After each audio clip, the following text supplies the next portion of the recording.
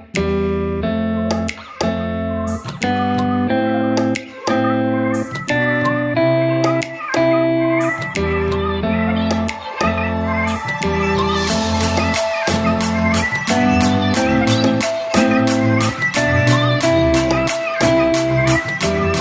my name is David Matos with 35mm.com, and today we're going to take a look at a new piece of kit I just picked up for my YouTube productions and professional videography, the Cinevate Duzi 4 slider.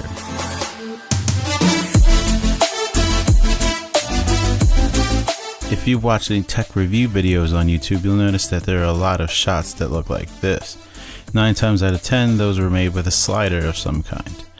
While I have used a Pico dolly for shots like this, its major drawback is that if you're on any kind of uneven surface, like this bumpy sidewalk for instance, the footage will pretty much be useless. So because of this, I decided to invest in a nice slider.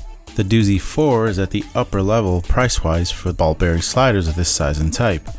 It's not a parallax slider that go for over $1,000, but it's primarily intended for YouTubers and small filmmakers.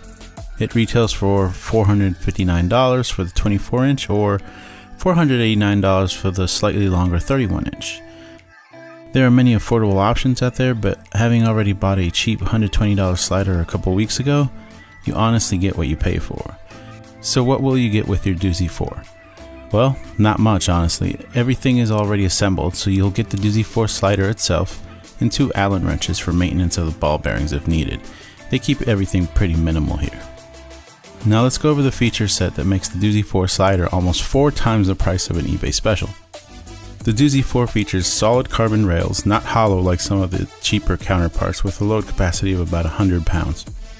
Integrated bumpers on the end blocks, an integrated bubble level, 8 roller bearings, adjustable ball feet, we'll get into those a little bit later, I do have some gripes here, and the big one, an onboard flywheel. For wheel bearing sliders, a flywheel adds weighted inertia to have control slides with a ramp up and ramp down of speed. Without a flywheel, the motion of the slide depends 100% on your hands and how steady you move the camera. The big difference between the Duzi and other sliders is that instead of the flywheel being installed on one end of the slider and using a belt system, the Duzi is built into the carriage itself. So how well does this type of flywheel work? Well, let's do a quick test and see. The first shot is of the Duzi 4 with the flywheel installed. And as you can see, very smooth, consistent motion here. Now we'll remove the flywheel, which you can easily do using this thumb screw on the bottom of the carriage. Just pop it off and the flywheel comes right off. And now this shot is without the flywheel. It's just me trying to move the camera at a slow, steady pace along the rails. And you can see how unsteady it is. It's even more noticeable in a side-by-side comparison here. Another advantage of the flywheel is that you can set one end of the Duzi higher than the other, and the slider will move independently due to the weight of the carriage and the inertia of the flywheel.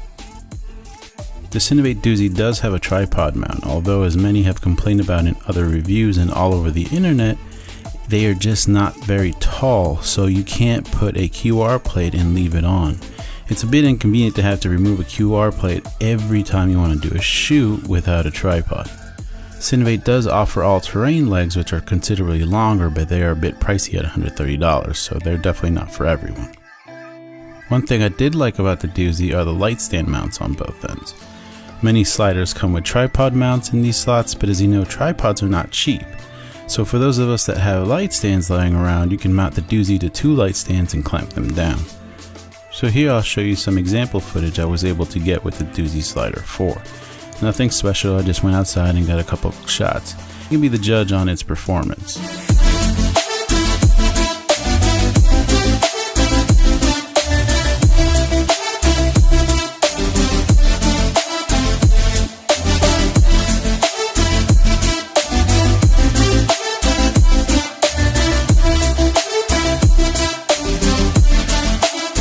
So let's wrap things up here.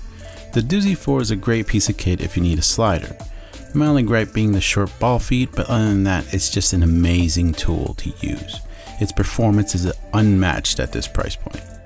And speaking of price, it has a leg up on its competition, the Rhino Evo, which retails for about $40 more, and that's without a flywheel, which is an additional $80. All in all, you'll end up spending about $580 for a Rhino Evo slider of the same size, 24 inches. If you want to check out the Duzi 4, I'll put a link in the description below. I hope you liked this video. If you did, make sure to hit that like button, comment with any questions below, and of course subscribe. Again, this is David Matos with 35mm.com. See you guys next time.